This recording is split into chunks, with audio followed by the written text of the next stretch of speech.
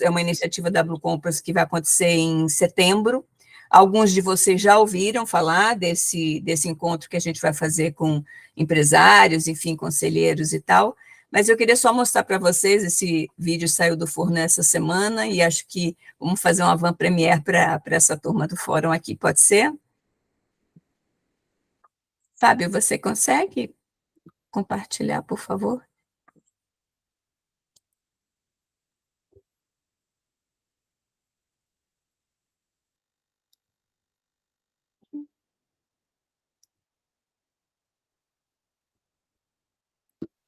A cultura de prosperidade sustentável pela valorização empresarial e construção de legado em benefício das pessoas, dos negócios e de todo o ecossistema corporativo. As zonas azuis são lugares assim, exemplos de prosperidade com escolhas saudáveis, cuidado ambiental, propósito comunitário, descanso, celebração e fé. Se você considera importante e busca melhorar seu bem-estar e qualidade de vida, compartilhar momentos com família e amigos, liderar com propósito e valores, contribuir para o desenvolvimento integral das pessoas, promover uma cultura organizacional responsável e resiliente, assim como realizar negócios que gerem valor e fortaleçam a empresa, este convite é para você. Diálogo Lideranças que Prosperam, um encontro exclusivo para conselheiros C-levels e empresários. Descubra como liderar a inovação e gerar maior valor para pessoas, negócios e o ambiente. Descubra os elementos essenciais para valorizar sua empresa e construir um legado duradouro. Uma iniciativa Blue Compass.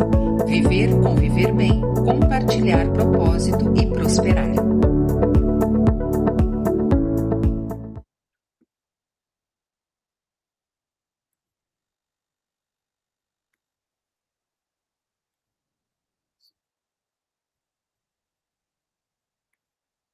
Tá fechado, Ania.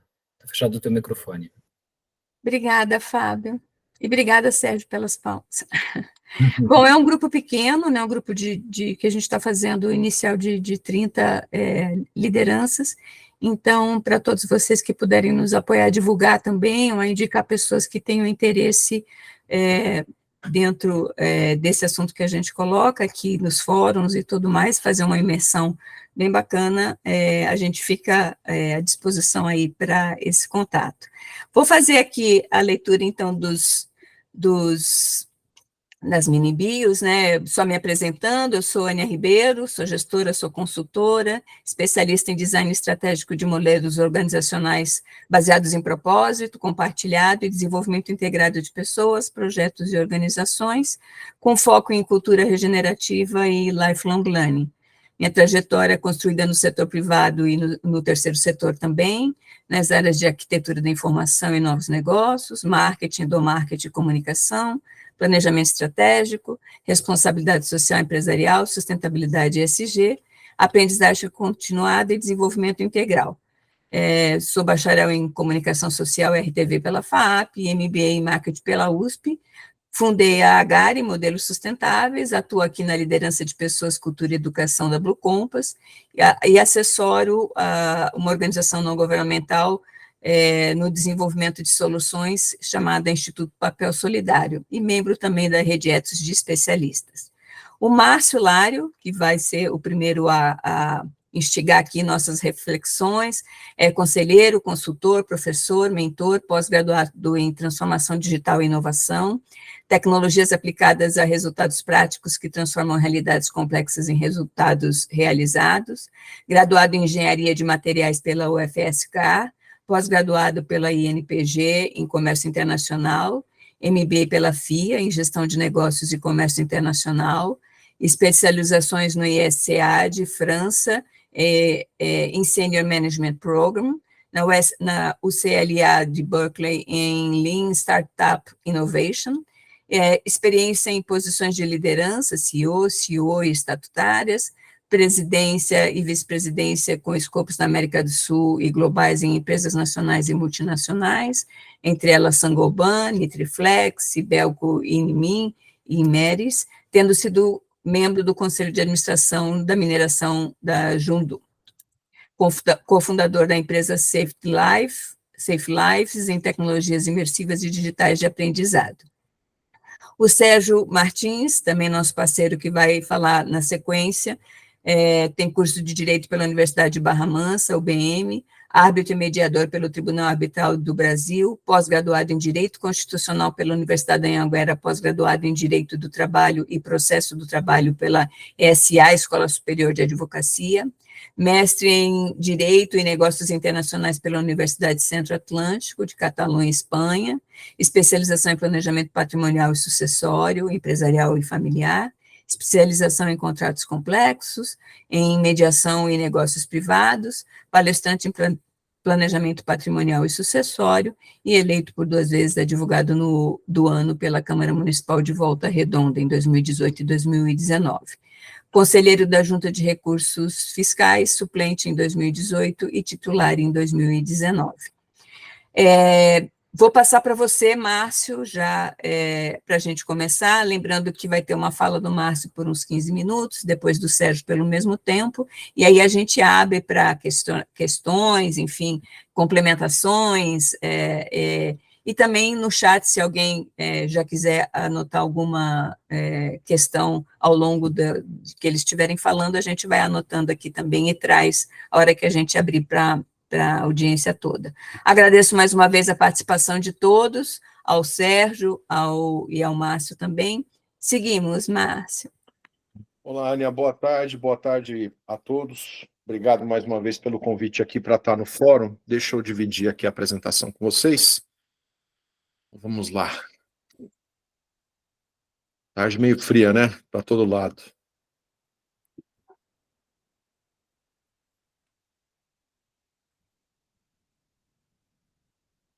Muito bem. Esse é o nosso... Deixa eu passar aqui para o modo apresentação. Eu trouxe alguns slides, né? A ideia hoje é a gente falar da inovação e valorização empresarial e como a inovação pode impactar a proposta de valor do negócio, né? Sendo que o contexto hoje é em que medida a inovação muda o mercado, impacta essa proposta de valor, e o que é essa proposta de valor hoje versus os novos modelos de negócio, né? E esses impactos da inovação. Então, para começar, eu trouxe aqui uma chart que é, em geral, bastante conhecida, né? Principalmente do mundo dos startupeiros, que são os modelos do Canvas, né? Que traduzem em uma página aquilo que é o mais importante e essencial para o negócio, né? Então, a parte de baixo, onde a gente desenha esse modelo de negócio dentro do Canvas, que ajuda a consolidar, né, a organizar essas ideias em torno daquilo que o negócio tem que entregar, sendo que a gente tem ali 5 pilares verticais, né, principais parcerias, atividades-chave, principais recursos que vão ser utilizados, a própria proposta de valor em si, que a gente vai abrir na parte superior ali, o relacionamento com os clientes, os canais que vão ser utilizados, os segmentos de clientes e na parte de baixo da tabela a estrutura de custo e as fontes principais de receita. Então isso nos traduz aí o que o negócio se propõe a ser. E dentro desse modelo, né, nós podemos também ter, a próxima chart vai trazer muitos modelos de negócio, como eles são desenvolvidos hoje, mas ali a gente tem uma proposta de valor que é dividida em 3 quadrantes. Os criadores de ganhos, pensando sempre do ponto de vista, né, do produto nesse caso, os analgésicos, que são aquelas coisas que a gente fala que o produto tem, mas no fundo ele não resolve a dor, ele só anestesia a dor, mas não resolve a dor. E tem os produtos e serviços ali que vão estar fazendo parte desse pacote, e é como se uma coisa estivesse olhando para a outra. Do lado de cá nós temos o cliente que tem os ganhos do cliente, as dores do cliente e as tarefas do cliente. Então, cada coisa vai ter que se unir ali, cada pedaço desse quadrado e desse círculo, para que a gente possa ajudar a criar essa proposta de valor efetivamente, olhando para o ponto de vista do cliente, não olhando somente para o ponto de vista do produto.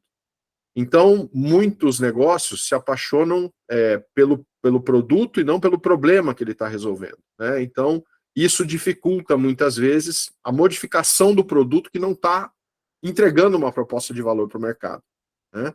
Então, efetivamente, o que nós temos que fazer é nos apaixonar pelo problema que nós estamos resolvendo, não importa a forma que nós vamos resolver, né? Mas, através disso, resolver efetivamente as dores do cliente, gerar ganhos para esse cliente e que ele tenha essas tarefas resolvidas de uma maneira mais rápida, né? Com isso, a gente consegue casar as coisas, né, e gerar uma proposta de valor que faça sentido dentro dessa segmentação de clientes, né?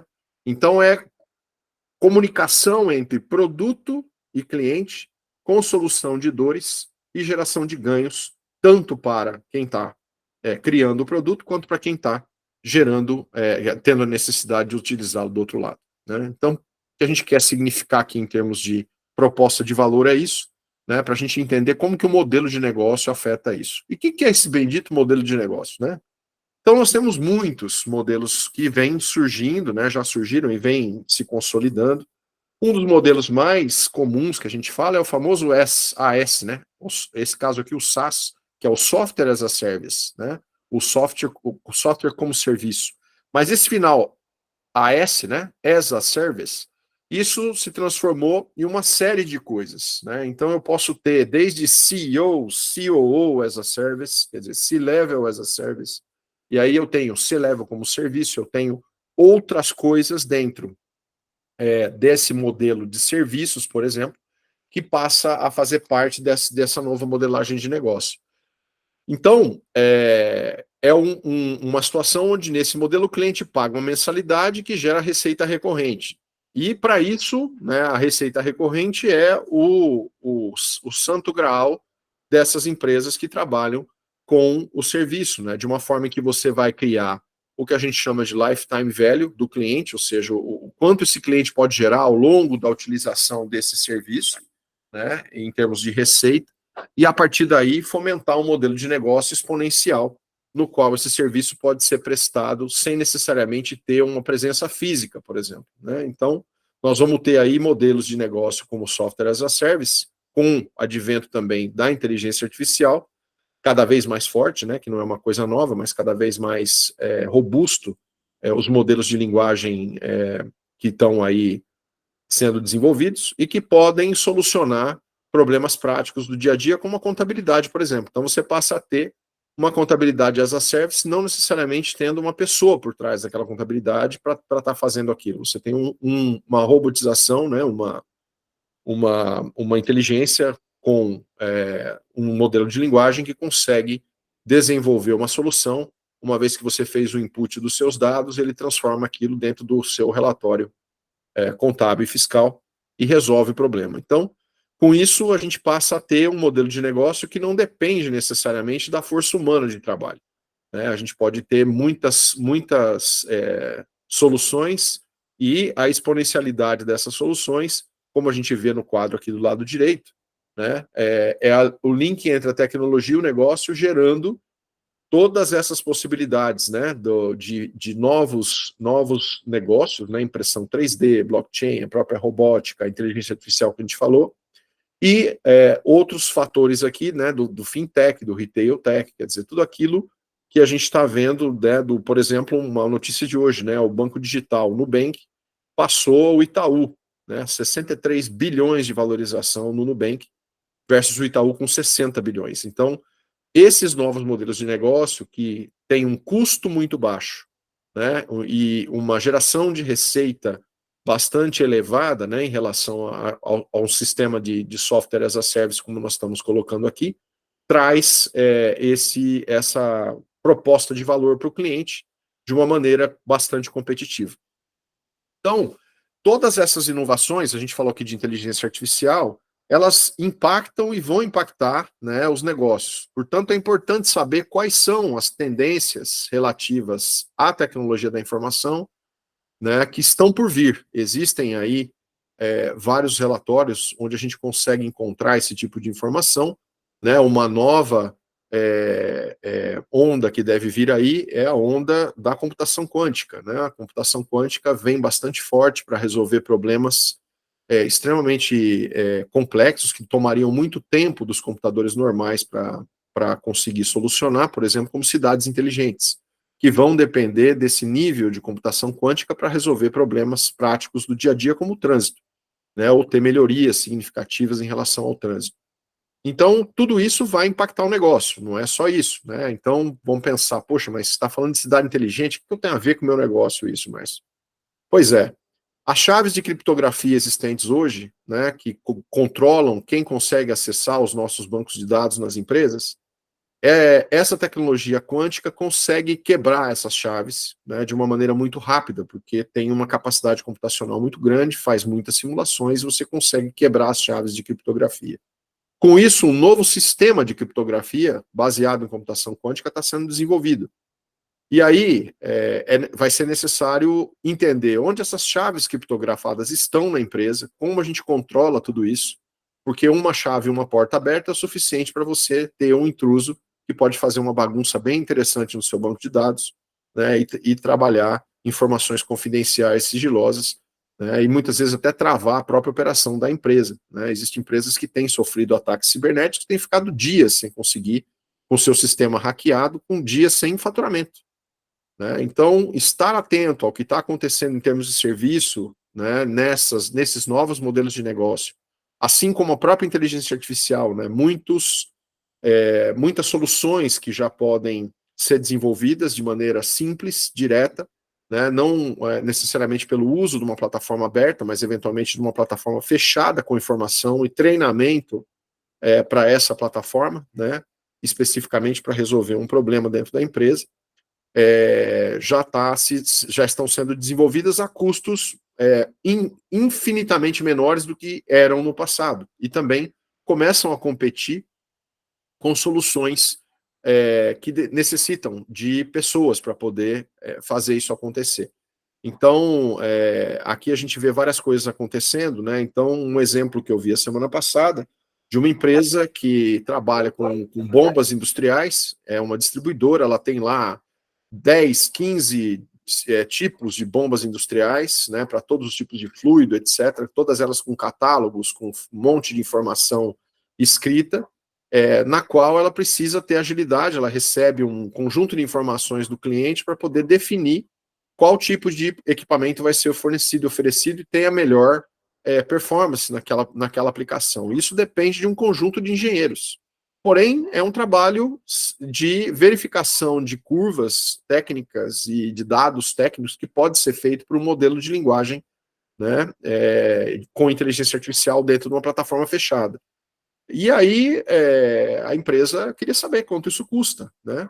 E aí, uma empresa foi identificada para poder trazer essa solução, e a empresa trouxe essa solução indicando por volta de R$30 mil para poder treinar a plataforma, e com uma mensalidade, né, uma receita recorrente de R$5 mil por mês para poder manter a plataforma em utilização para resolver aquele problema de que, ao invés de utilizar um engenheiro para ficar recebendo a proposta, analisando os dados e devolvendo, fazendo uma devolutiva de qual o melhor equipamento a ser utilizado, a plataforma, uma vez treinada, faria esse trabalho e já entregaria, inclusive, a proposta redigida com preço. Então, ganhou uma vantagem competitiva e reduziu o custo para uma parte, né, daquilo que seria o custo de um engenheiro por ano para ficar fazendo isso. Fora que ela não tem um engenheiro só para fazer isso, né? Tem vários. Então, isso pode ficar trabalhando 24 horas por 7, né, a um custo, a uma fração daquilo que que são as pessoas trabalhando. Então, nós vamos ter impactos muito significativos, né, em muitas áreas que até então não se pensavam possíveis, né, e com isso é importante a gente ter dentro da empresa o que a gente chama de modelo de acompanhamento dessa inovação, né, para poder fazer as coisas acontecerem. Então, como meu tempo já está chegando aqui para o final, os impactos da inovação, né, a criação de novos modelos de segmentos e mercados, então tecnologias disruptivas como smartphones e veículos elétricos criaram indústrias inteiramente novas e oportunidades de negócio. Então, isso é tecnologia. Diferenciação competitiva. Empresas inovadoras diferenciam-se da concorrência ao oferecer produtos e serviços únicos e a custos mais baixos. Melhoria da eficiência operacional. Quanta robotização e quanto de tecnologia podemos aplicar ao processo da manufatura para fazer com que o custo da manufatura também seja reduzido, né? Aumentando a produtividade, gerando mais valor. Olha o valor para o cliente com custo menor. Capacidade de resposta à mudança de mercado. A empresa precisa estar atenta, a empresa inovadora tem que ser ágil o suficiente e capaz de responder essas mudanças do mercado, sob o risco de se tornar irrelevante, né? E essa capacidade de adaptação pode ser crucial para manter a competitividade no mercado também, né? Eu citei um exemplo claro aqui de uma empresa de distribuição de equipamentos, que tem hoje um contingente de pessoas que tem um custo. Ao passo que se ela passa a utilizar a inteligência artificial treinada, né, para poder resolver o problema, vai trabalhar com uma fração do custo, e para o cliente do outro lado, ele não precisa saber o que está acontecendo na cozinha, mas ele vai receber o prato pronto, quentinho, para poder resolver o problema dele, gerando valor. Então era essa a minha mensagem de hoje para vocês. Obrigado aí pelo tempo e passo a bola aí para a Ania novamente. Muito obrigada, Márcio, mais uma vez. Já tenho aqui algumas questões e, pessoal, se vocês tiverem também, depois é só anotar que a gente vai ter esse tempinho. Sérgio, se você puder já começar, eu vou ficar de olho aqui no chat, se Fábio puder nos ajudar com a apresentação do Sérgio. Sim, eu peço essa gentileza, que não me foi passado o link de compartilhamento. Aí eu peço que compartilhe o material que foi fornecido, por favor.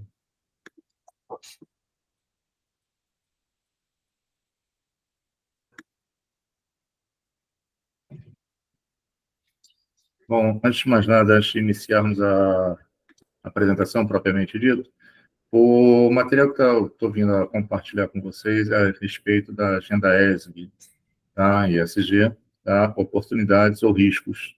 E eu inicio uma reflexão, já na próxima tela, por favor, onde recentemente, foi agora em maio, em Paris, França, a Amazon, né, o Amazon, ela, como o próprio Márcio já antecipou na apresentação dele, está fazendo agora uso da inteligência artificial como uma forma para você chegar e manter-se em conformidade com os princípios ESG.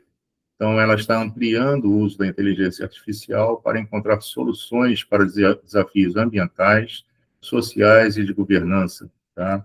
Isso daí foi noticiado nos principais jornais da França, da Europa, também chegou aqui no Brasil, e eu não podia deixar de compartilhar com vocês essa notícia.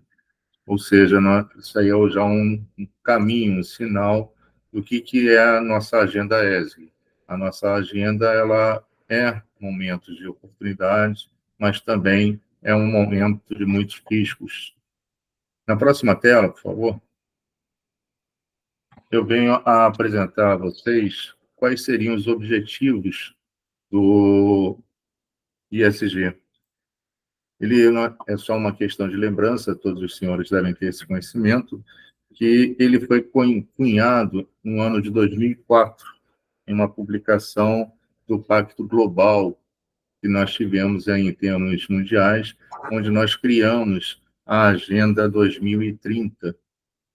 Inicialmente era uma Agenda 2020, inclusive aqui no Rio de Janeiro nós tivemos um encontro global sobre esses temas, onde o Brasil ratificou a sua participação, já inserindo nos planos da sustentabilidade global, através do OBS, que é um conjunto de 17 metas globais adotadas por todos os países, todos os Estados-membros das Nações Unidas.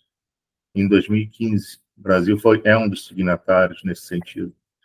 E esses objetivos, eles visam melhorar a qualidade de vida das pessoas, proteger o planeta e garantir a prosperidade para todos até 2030. Isso daí foi um termo assinado. Só que, mais recentemente, nós vamos ter até agora, nesse ano, um encontro aqui no Brasil sobre esse tema, onde a agenda ela já está sendo ampliada para 2050, porque nós não vamos conseguir alcançar as metas e objetivos. E os princípios ESG, eles estão totalmente inseridos dentro desses planos, porque tudo que nós falamos, tudo que nós discutimos sobre a parte de governança, você ter uma empresa voltada para a sustentabilidade, que se preocupa com o meio ambiente, que se preocupa com as pessoas, se preocupa com o ambiente de trabalho, os processos do trabalho, tem toda a relação de forma direta com esses princípios globais. Na próxima tela, Pode passar, por favor? São apresentados os 17 ODS, os Objetivos de Desenvolvimento Sustentável, tá? Quais são eles? Erradicação da pobreza, fome zero e agricultura sustentável. Detalhe, o Brasil, em termos globais, é o que tem a agricultura considerada de referência global em termos de sustentabilidade. O nosso agro é referência mundial nesse sentido. Saúde, bem-estar, educação de qualidade, igualdade de gênero, água potável e saneamento. Nós somos uma vergonha global, porque nessa parte nossa de água potável e saneamento urbano, ele realmente fica a desejar no Brasil. A nossa, em termos de energia limpa e acessível, isso aí até já foi motivo de discussão em outros fóruns aqui do ISV, que é da Blue Compass, perdão, onde nós somos hoje um país de referência global para a produção de energia limpa. Nós temos hoje um sistema legal muito favorável e ele está sendo ampliado pelo nosso Congresso Nacional. Trabalho decente, crescimento econômico, também faz parte dos nossos princípios da ESG. Trabalho, indústria, inovação e infraestrutura tem toda a relação com o que o Márcio colocou da importância de investimentos em tecnologia, porque através dela você vai ter uma produção, um sistema produtivo com total sustentabilidade, coisa que até recentemente, essa semana mesmo que nós estamos encerrando amanhã, a cidade onde eu morava até 2019, temos a Companhia Siderúrgica Nacional. Ela voltou para as manchetes nacionais e internacionais por questões de poluição ambiental, onde lá ela realmente é uma empresa que não faz o trabalho de dever de casa, apesar de dizer que investe em sustentabilidade, mas o que você presencia, você conversando com as pessoas e você vendo o que ocorre, deixa muito a desejar, realmente é uma vergonha o que nós temos lá em Volta Redonda. Tá? Nós temos também a busca, dentro dos nossos princípios, da redução das desigualdades, as cidades e comunidades sustentáveis, que são as famosas cidades inteligentes, também elas fazem parte dos processos, consumo e produção responsáveis, ação contra a mudança global do clima. Mais recentemente, nós temos presenciado vários eventos, vários comunicados a respeito disso. São temas que têm toda a relação conosco, são temas esses que nós precisamos refletir se realmente nós temos o princípio de fazer para a governança aquilo que está inserido nesses objetivos. Porque os nossos princípios de economia, sustentabilidade e a parte global, tá? Todos os nossos princípios em ESG, que vai ser na próxima tela, você vai observar que estão todos eles aí inseridos. Por quê? Porque nós temos o que? A parte ambiental, a preocupação ambiental, a preocupação social e de governança. São temas sensíveis de interesse daqui da Blue Compass, bem como outros aspectos. Estes princípios são aqueles que norteiam, tá, as metas globais da ONU. Se você observar todos os objetivos que foram assim na tela anterior, que foram elencados, todos eles, sem exceção, estão inseridos nesses 3 princípios. E o inverso verdadeiro. É o que hoje eu estava conversando mais recentemente com uma empresa parceira que eu tenho em Santos, falando com ele. Tudo que nós temos, muitas das vezes, a gente costuma querer dissecar e destrinchar e colocar detalhamentos. Contudo, no dia a dia, nós aprendemos que nós podemos condensar isso de sermos mais objetivos. Em termos de sustentabilidade, os principais objetivos dos princípios da ESG, eles condensam todos os objetivos da ONU. Por quê? Porque eles vão abranger todos eles uma única vez. Na próxima tela, é muito interessante, que vai ser apresentado a vocês, tá? Que é justamente os riscos sobre isso aí. Nós falamos, logo no início, eu apresentei para vocês o que a Amazon está fazendo de investimento em termos de sustentabilidade. Quais são os riscos, tá, que você pode ter, caso você não observe isso daí? Quais são eles? Estes riscos, tá, eles são os riscos ambientais, que eles dizem respeito à forma como uma empresa ela interage com o meio ambiente, os riscos sociais e os riscos de governança. Mas o que isso daí tem em termos práticos? O que seriam eles? Tá?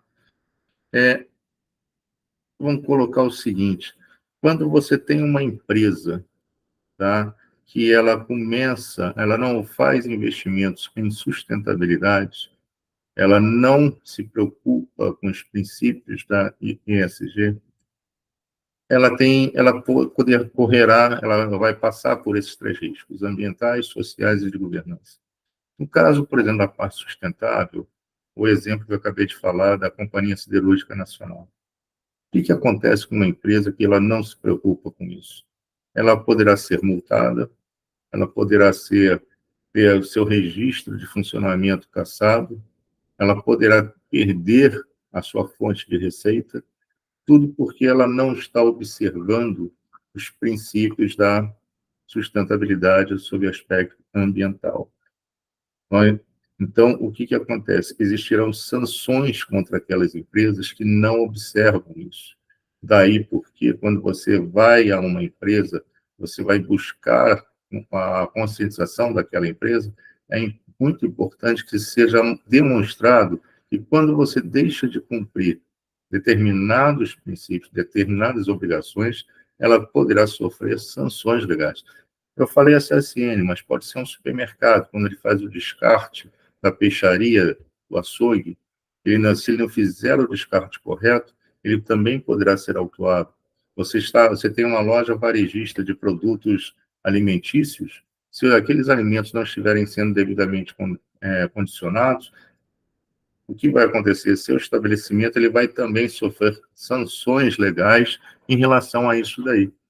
Então, esse é um dos pontos. O outro ponto também, que é muito importante, tá, nessa parte do tipo dos riscos, ele é sob aspecto, tá, da governança. O que ocorre em termos disso daí? Vamos considerar que a Blue Compass ela resolveu implantar o sistema da sustentabilidade nela. Então, ela chega, faz a contratação de uma determinada empresa para fazer uma auditoria, fazer uma apuração, um levantamento, e ela inicia o processo. Se internamente, em termos de governança, ela não tiver uma boa comunicação interna, não houver um trabalho, um treinamento das pessoas envolvidas de todos os níveis dela, ela não encontrará e não alcançará a sustentabilidade necessária para ser reconhecida em termos de mercado. O que isso daí gera em termos da empresa? Ela vai perder o que? A credibilidade no mercado, ela vai perder a quantidade de clientes, o seu retorno financeiro ele vai cair, colocando em risco a sua própria existência.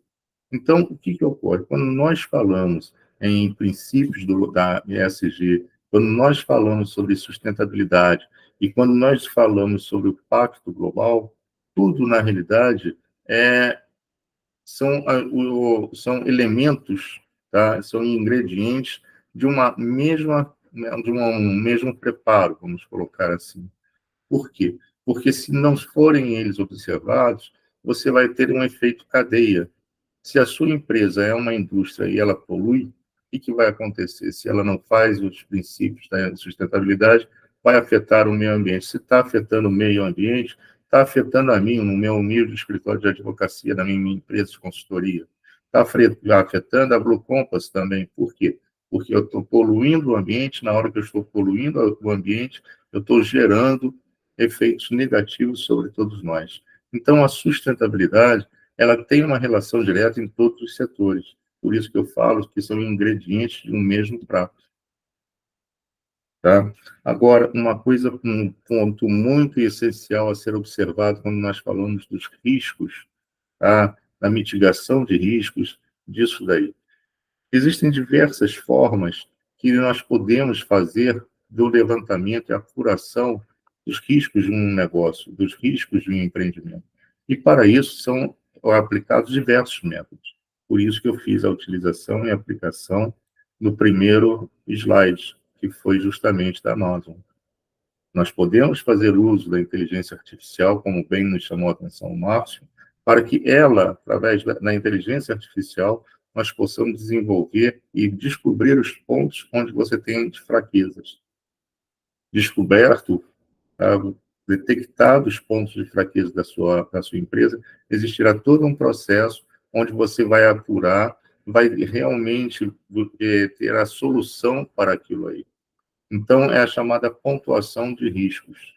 Isso daí é um tema que eu gostaria depois de trazer com mais calma, com mais cautela para o grupo, porque ele é realmente muito extenso, mas que é de muita importância quando nós estamos falando de governança, porque são essas pontuações que vão determinar como será feito o processo, o procedimento de revisão e de implementação da sustentabilidade daquela empresa em sede corporativa.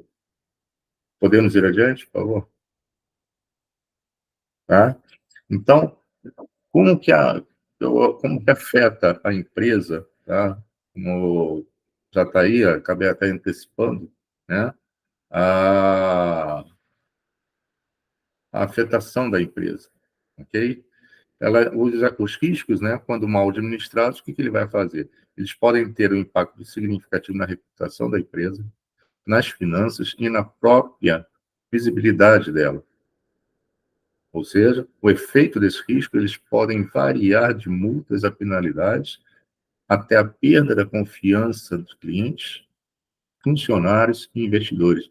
Veja bem, hoje nós estamos num momento único, onde nós temos a oportunidade de pegar uma empresa sadia, onde ela tenha um projeto de crescimento, e podemos, através da implantação de um processo de sustentabilidade dela, fazer o processo de implantação da sustentabilidade nessa empresa, através disso, fazer a chamada valuation, ou seja, eu tenho a valorização da Blue Compass antes do ESG. Ela vale X. Ela faz um determinado investimento para fazer a implantação do programa de sustentabilidade.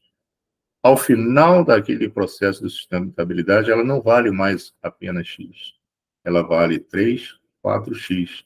Pelo fato dela ter essa valuation, ela tem condições de buscar, através de investidores, o capital necessário para ela fazer essa sua expansão. Ou seja, o sistema ele vai permitir a sua valorização.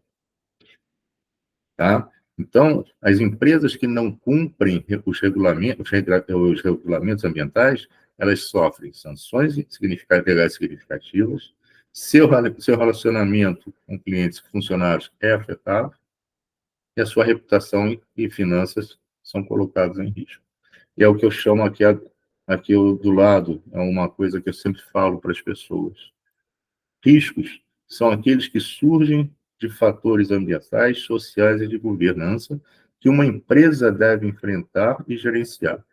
Esses riscos eles são uma combinação de ameaças e oportunidades que podem ter um impacto significativo na reputação e no desempenho financeiro de uma organização. Então, quando nós trabalhamos com riscos com base nos princípios da sustentabilidade, nós estamos falando desses itens aqui.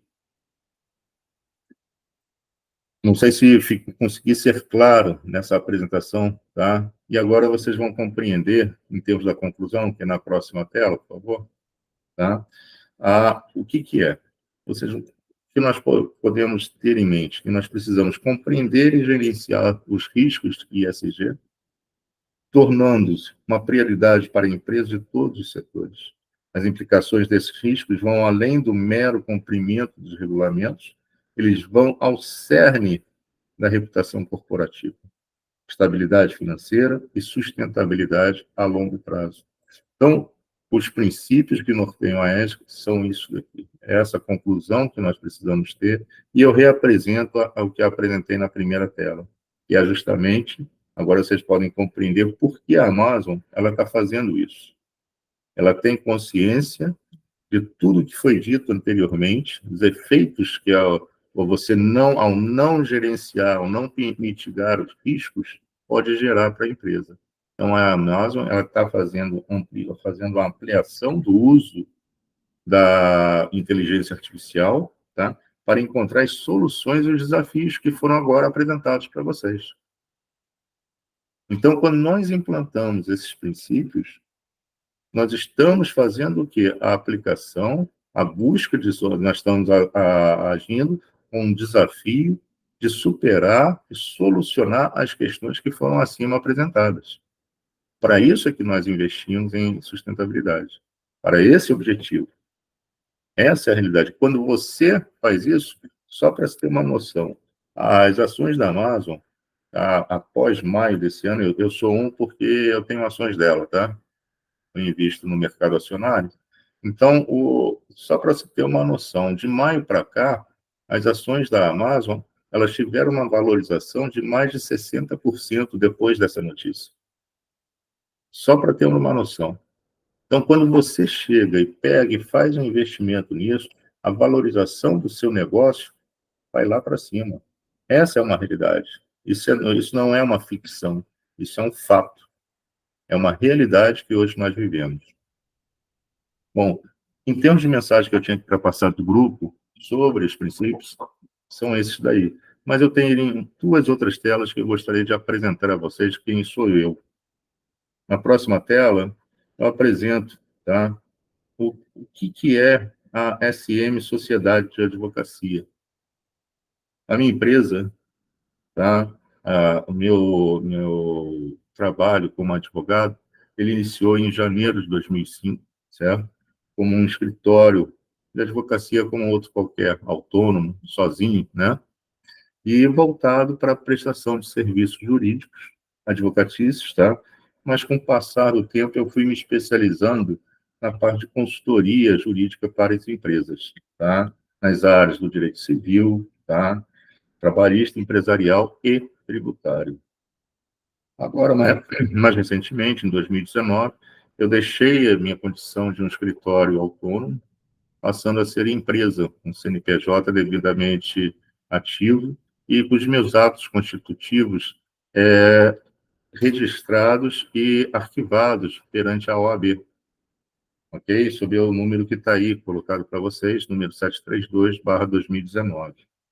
Então, desde aquele momento, o momento que eu fiz o registro, eu passei a atuar exclusivamente com consultoria jurídica para empresas, onde eu forneço atualização da legislação de interesse do cliente, suprindo dúvidas sobre a aplicação dessa legislação, elaboração, interpretação, confecção e revisão dos contratos para essas empresas, inclusive contratos societários e acordo de sócios, inclusive de acionistas, adoção da melhor estratégia para o futuro em termos legais, como o que você poderia se adequar como empresa, tá?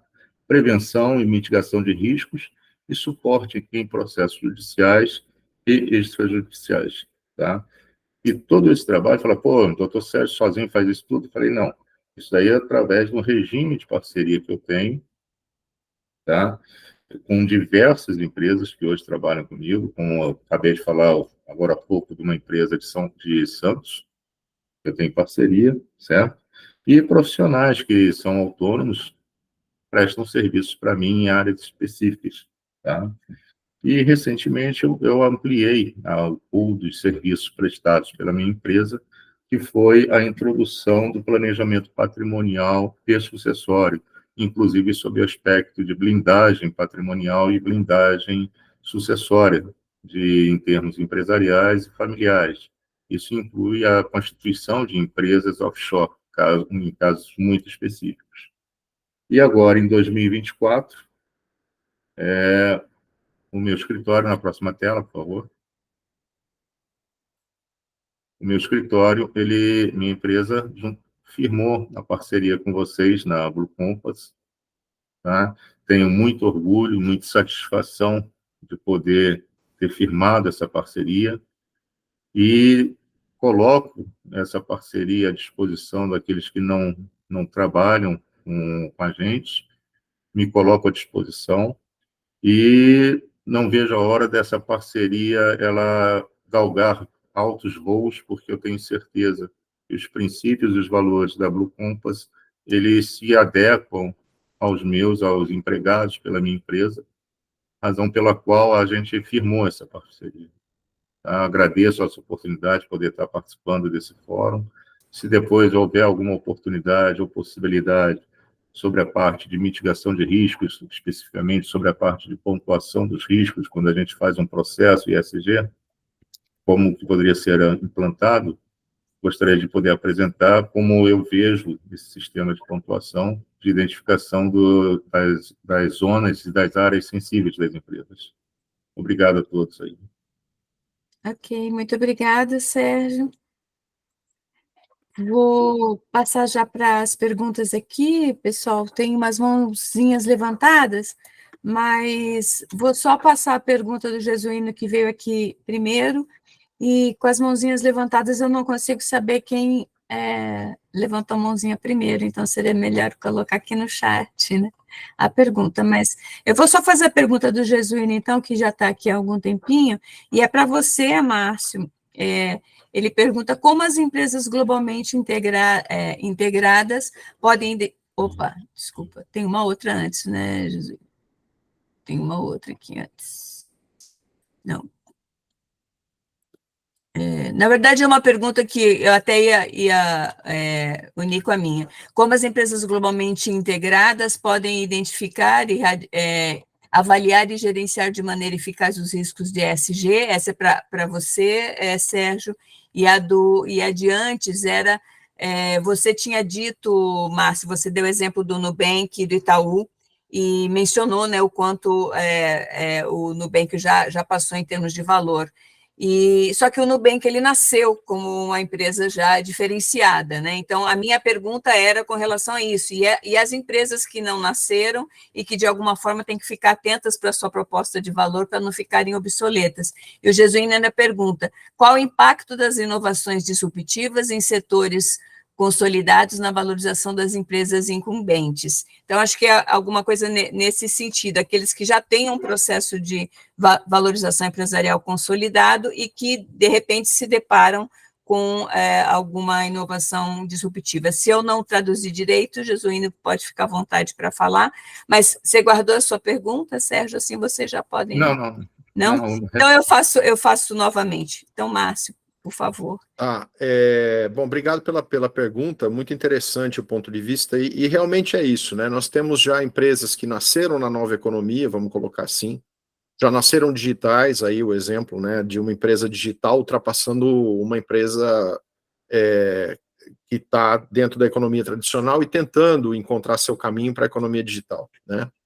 Então, a importância disso, do meu ponto de vista, né, e trazer esse fato, é justamente para chamar a atenção de que as empresas têm que trabalhar essa ambidestria empresarial, né? Nós temos que ter um olho famoso no interior lá, de onde eu venho lá, é um olho no peixe e olho no gato, né?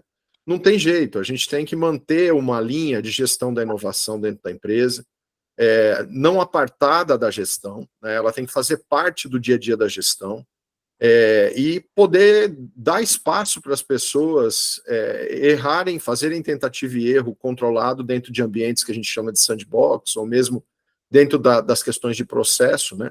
E principalmente começar a fazer parte do ecossistema de inovação.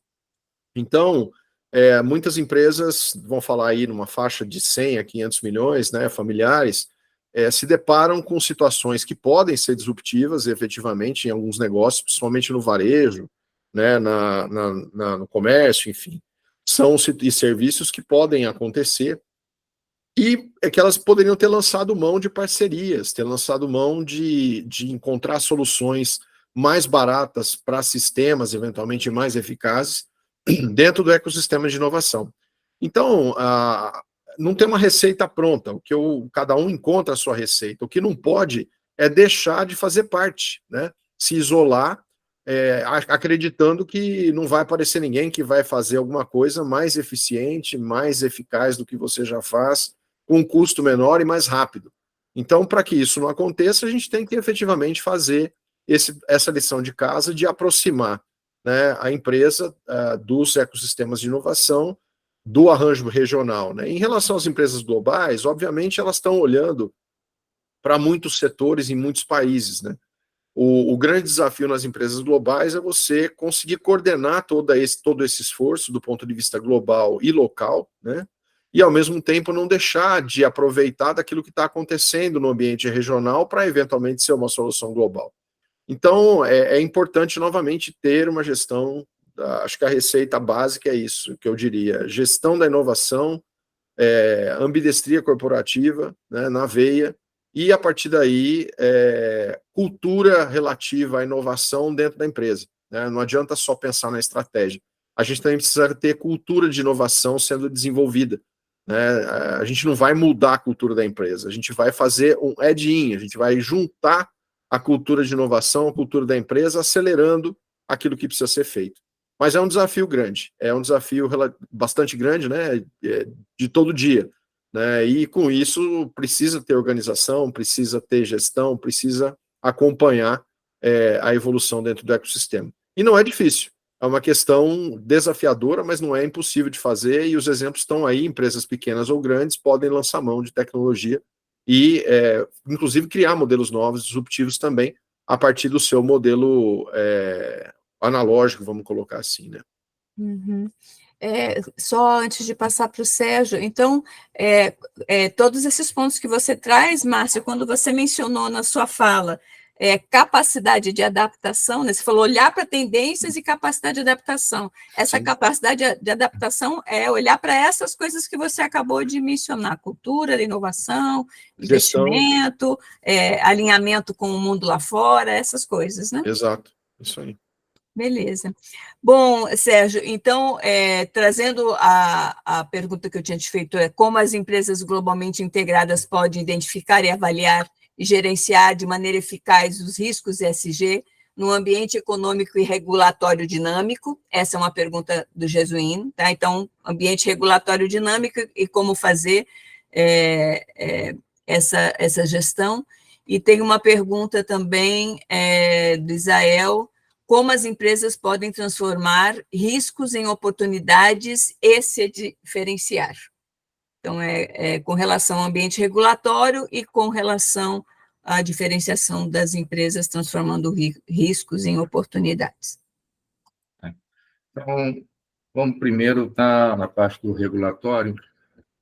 Quando eu fiz a apresentação expondo o que a Amazon ela está fazendo em termos globais, ela está justamente fazendo o que hoje, quando nós falamos em globalização, em mundo globalizado, nós estamos falando que vários países eles estão criando vários ordenamentos jurídicos, várias leis, vários regramentos que vão estabelecer como deverão as empresas se poderem operacionalizar. Elas poderão ter as suas atividades exercidas naquela região, naquele país.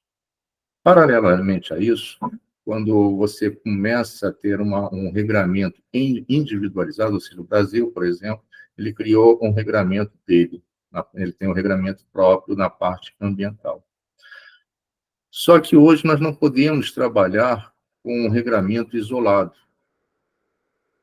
Hoje, quando você faz a introdução de um marco regulatório no país, de qualquer segmento, de qualquer setor, nós acabamos importando, fazendo levantamento do que é praticado lá fora. Qual a razão disso? É justamente a base inicial da primeira pergunta, quando você tem as chamadas empresas globais. Se eu tiver, cada país de forma individualizada, um regulamento próprio, que não se comunica com outro país, com outro continente, eu inviabilizo o negócio de qualquer companhia global. Porque ela vai precisar, em cada país, em cada região, atender à sua normativa, o que acaba impossibilitando e inviabilizando o seu processo. Então, o que nós temos presenciado é o quê? Os países, de forma globalizada, estão fazendo uma busca de consenso, de você criar um normativo que se aproximem, ou seja, o que você tem aqui no Brasil se aproxima do que é praticado nos Estados Unidos, que é praticado na Europa ou na Ásia. Não estou dizendo que são os mesmos, mas se aproximam em termos de regramento de como ele como ele funcionará. E a aplicação das inteligências artificiais nessas empresas globais é essencial. Por quê? Porque ela vai fazer a busca de tudo aquilo que existe em termos globais, condensar aquilo para ela, empresa, de como ela poderá operacionalizar o seu sistema de forma globalizada. Ou seja, mesmo que eu esteja em países distintos, diferentes, o meu processo atende o normativo de todos eles. Entendeu? Então, as empresas globais, elas estão investindo em processos de pesquisa, de apuração através da inteligência artificial, dos regramentos que já existem lá fora, tá? Tem na China, que tem na Coreia, que tem no Japão, que tenha na Rússia, que tenha na Europa, ok? Que tenha na África, aqui na América do Sul, e assim sucessivamente, ok? Vai permitindo que ela possa estar, por exemplo, na Suécia, a sede dela, na Suécia, e fazer operações aqui no Brasil, operações aqui no Chile, no Paraguai. Por quê? Porque o processo dela não afeta o regramento regulatório daquele país, apesar dele estar distante. Então, as empresas globalizadas elas estão fazendo os trabalhos neste sentido. Com relação ao Israel sobre como ele pode transformar riscos em oportunidades em termos de ESG, tá? A pergunta feita pelo Israel, tá? O que ocorre? Nós temos que, na realidade, raciocinar de forma um pouco inversa, não pegar o risco em oportunidade, transformar em uma oportunidade. Porque, em verdade, o risco ele é decorrente a um regramento já existente ou que em vias de ser implementado. Então, o que acontece? Toda vez que nós presenciamos um movimento social, um movimento político, vamos colocar em termos aqui do Brasil, vamos falar em termos de Brasil, quando você vê um movimento social, um movimento econômico, um movimento político, objetivando você e implementar um determinado regramento para um determinado setor, aquele setor passou a ficar em risco.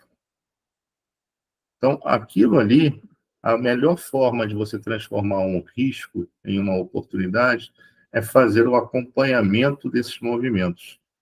Por quê? Porque na hora que você tem esses movimentos, é um momento ideal de você chegar, vamos colocar assim, e prospectar um novo cliente.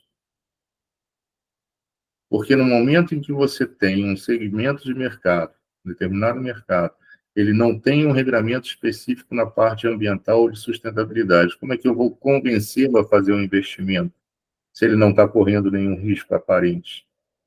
A melhor forma que tem é o quê? Mostrar, através de um concorrente paralelo a ele, um segmento próximo, tá? Onde você vai mostrar para ele que se ele implementar aquilo ali, mesmo que ocorra a concretização de um projeto regulador, ele já estará devidamente protegido e blindado. É uma forma de você chegar e fazer essa mitigação de riscos. É por isso que eu fiz até o comentário da oportunidade de poder falar sobre a parte de pontuação dos riscos. É um tema realmente com muitos detalhes a serem apenas respondidos. Mas o caminho é esse, é você fazer o acompanhamento dos movimentos que você vê na sua região, que ali você vai ter a apresentação do que será o risco e a oportunidade que ele poderá lhe dar. Todo risco, tenha isso em mente, é muito importante. Todo risco é uma oportunidade de negócio. Todo risco. Por quê? Porque através do risco que aquela pessoa, aquela empresa, ela poderá passar, é justamente o momento em que você poderá entrar apresentando as soluções, lhe dando a oportunidade de ter uma valorização maior. Essa é a realidade. Mas para poder esclarecer essa pergunta, o ideal é podermos ter um fórum especificamente sobre isso, onde eu posso apresentar todos os detalhes sobre como se faz a identificação desses riscos, transformando-os em oportunidades. Essa é nesse sentido. Fica difícil te responder, porque o negócio realmente é muito profundo. Mas a questão é no que eu falei no início. O caminho é esse, é observar os movimentos sociais, os movimentos econômicos, e os movimentos políticos para ver o que está acontecendo, que aí você tem a identificação de um risco e tem a oportunidade de solução daquele risco. É por aí o caminho. Bacana, obrigada, Sérgio. Bom, eu não vi mais nenhuma pergunta aqui no chat. Não sei se alguém tem alguma outra questão. Eu gostaria só de enfatizar uma mensagem que o Fábio colocou aqui no chat às 18h10, que é o grupo de especialistas, né, que a gente tem uma agenda, o Blue Circle. Então, se vocês não viram, tem um link aí para vocês, aqueles que estão nos conhecendo agora, ou enfim, foram indicados e ainda não fazem parte desse grupo, tem um link aí para vocês se inscreverem e fazerem parte. Antônio, você pediu? Opa, legal, Lena. Bacana. Boa tarde a todos, como estão?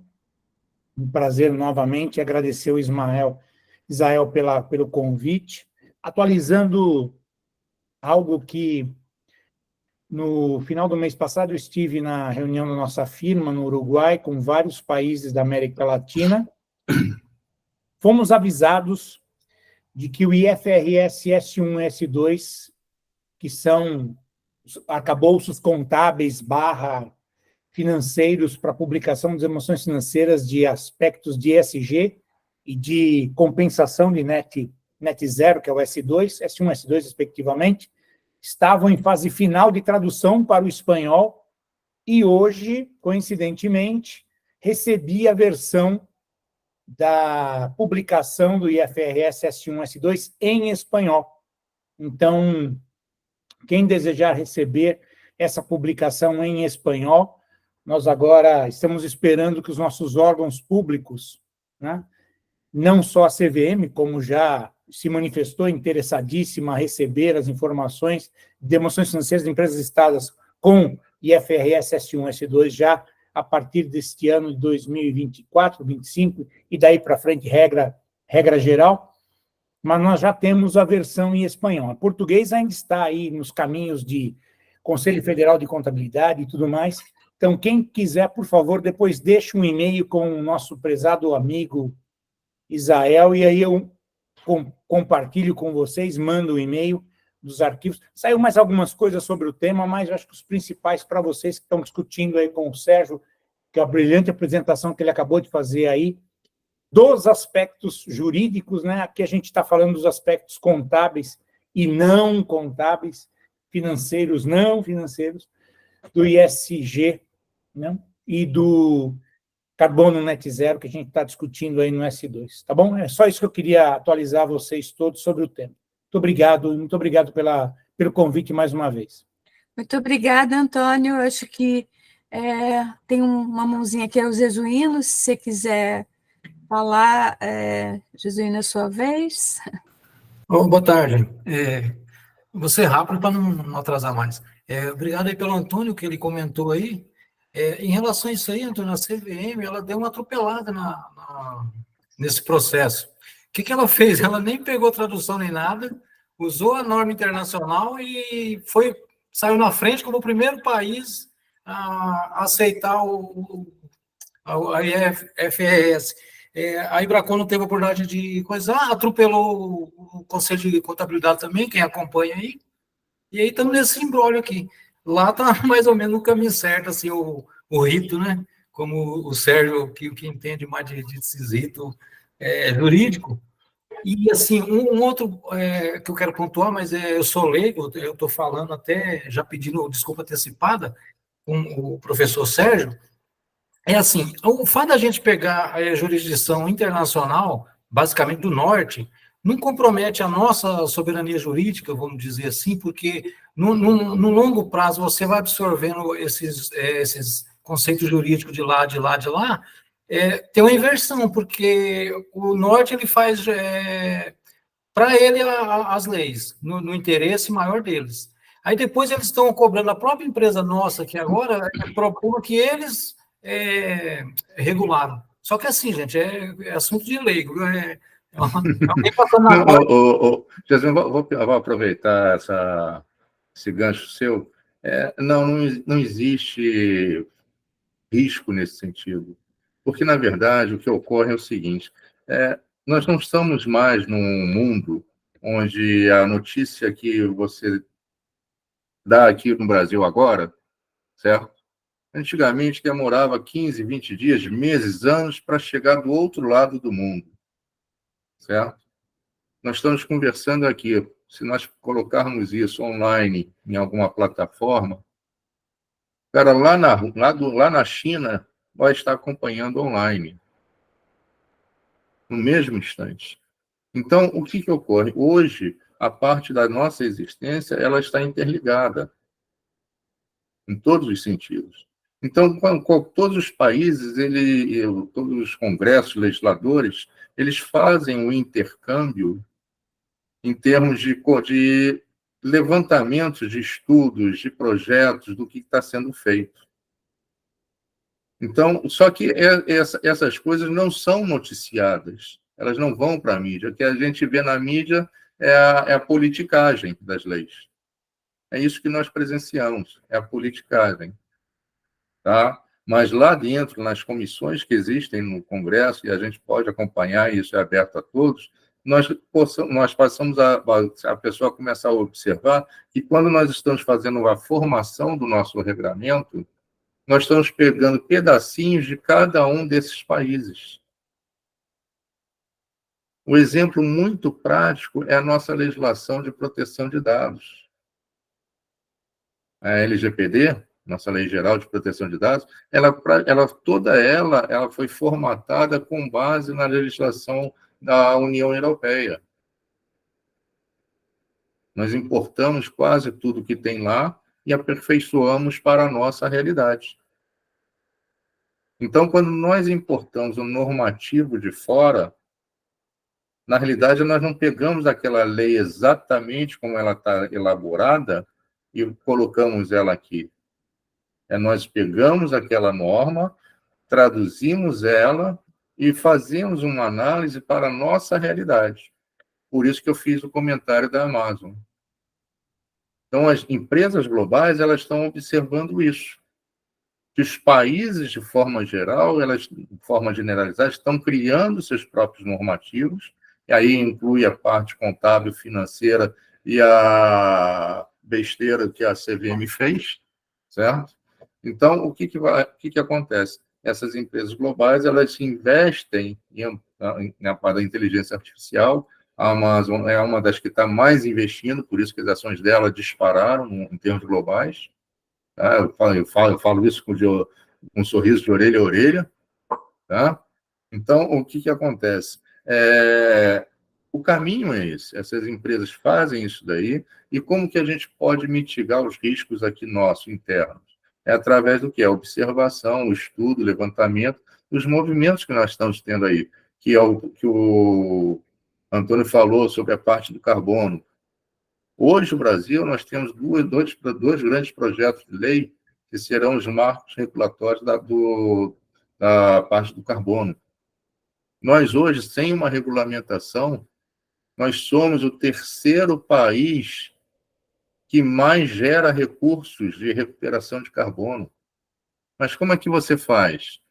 Tá? Eu pego a tua empresa, certo? Eu chamo uma empresa de auditoria externa, porque as nacionais não são respeitadas, não são reconhecidas, certo?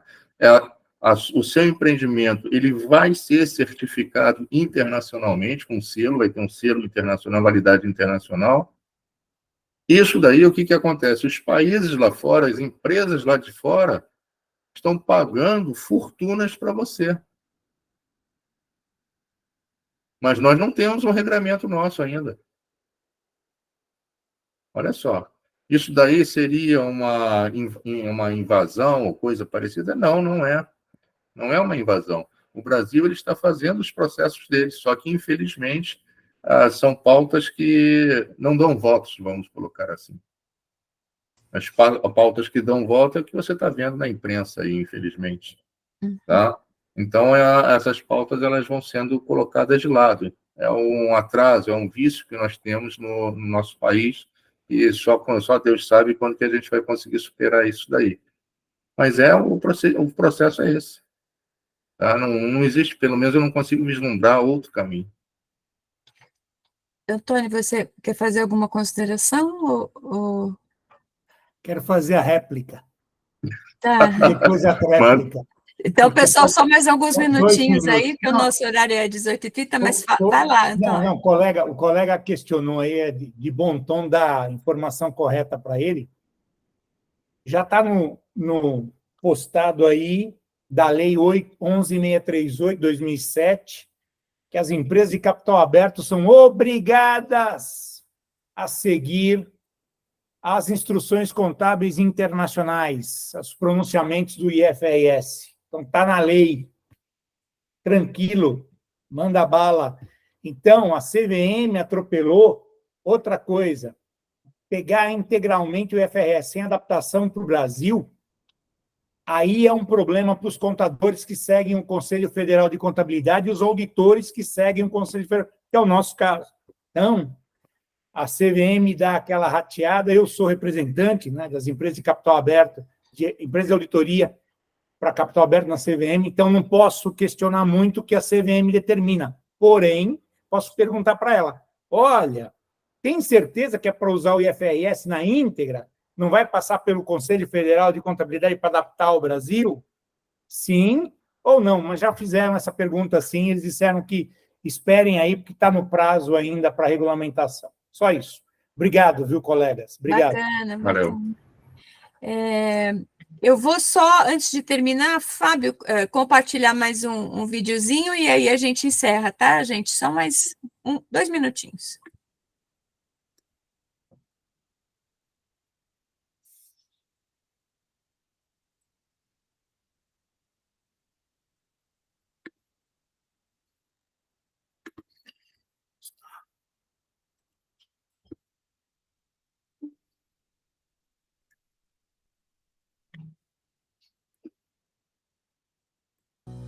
O que revelam os olhos daqueles que vivem mais de 100 anos? Em seus olhares podemos vislumbrar histórias de longevidade, vida plena e equilibrada, um segredo que Dan Bittner, explorador, pesquisador e escritor, dedicou anos a descobrir.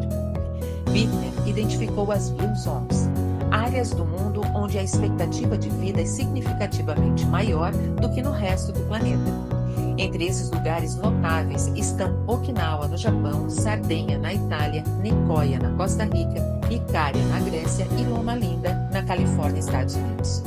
Especialmente em Loma Linda, as pessoas se destacam pela vida em comunidade, rodeadas por amigos e familiares que proporcionam suporte e reforçam o senso de propósito. A resiliência é cultivada através de práticas diárias e tradições passadas de geração em geração. A cultura aqui é celebrada, preservada e compartilhada, criando um legado de vida plena e significativa. Assim como uma gota cria ondas ao cair na superfície da água, os princípios das Blue Zones podem reverberar no ambiente corporativo. Esses conceitos que transformam vidas nos servem de inspiração no ambiente empresarial, promovendo a cultura da prosperidade sustentável e a valorização empresarial como legado na era da inovação. Olhar para o futuro com base na sabedoria dessas comunidades pode revolucionar sua empresa e sua vida profissional. Junte-se a nós no evento Diálogo Lideranças que Prosperam, unindo o melhor da vida pessoal e profissional.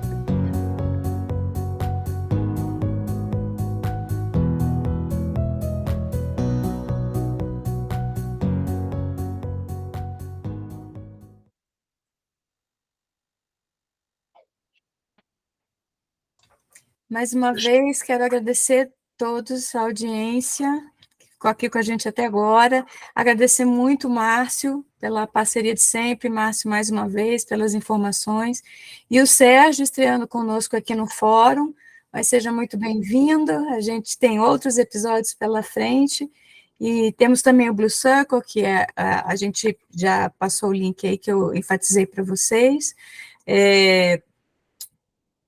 Obrigada. Fábio, quer falar alguma coisa? Quero só agradecer também a todos, agradecer ao Sérgio pela parceria aí, né, Sérgio, é uma satisfação da nossa parte aqui termos você como nosso parceiro, né, e agradecer a todos aí também pela audiência e contem conosco. Muito bom estar com vocês mais uma noite, mais uma vez. Obrigada, gente. Bom descanso. Até o próximo. Obrigado. Até a Tchau, próxima. tchau. Boa noite, pessoal. Boa noite a todos. Até mais, até a Tchau, próxima. Até o próximo. Parabéns. Parabéns, Anne. Sérgio e Márcio. Parabéns a todos aí, um abraço.